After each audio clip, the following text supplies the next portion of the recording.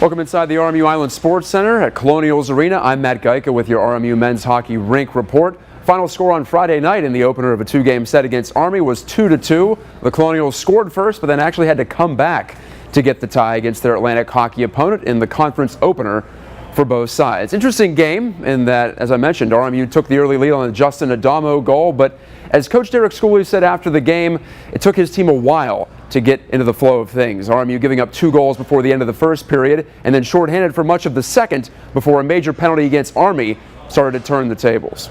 I was encouraged by our 25 minutes to end the game, but I was discouraged by our first 40 minutes.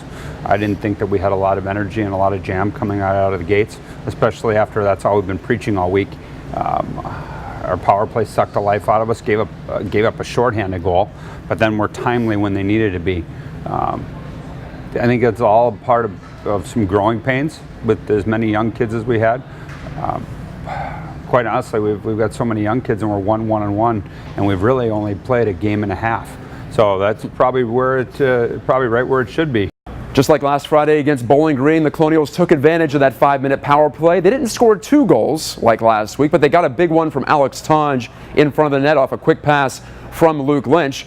Lynch, after the game, discussed how the power play took a little bit of time to get going because they gave up a shorthanded goal earlier in the game, so it was better late than never for the RMU man advantage unit. Definitely whenever you have 5 minutes like that, you're not rushing to make more plays and kind of settle in a little bit, and they gave us a little bit more time on that power play, and yeah, we definitely got a little more confident as the game went on and started making the plays that we're used to and ended up in the back of the net.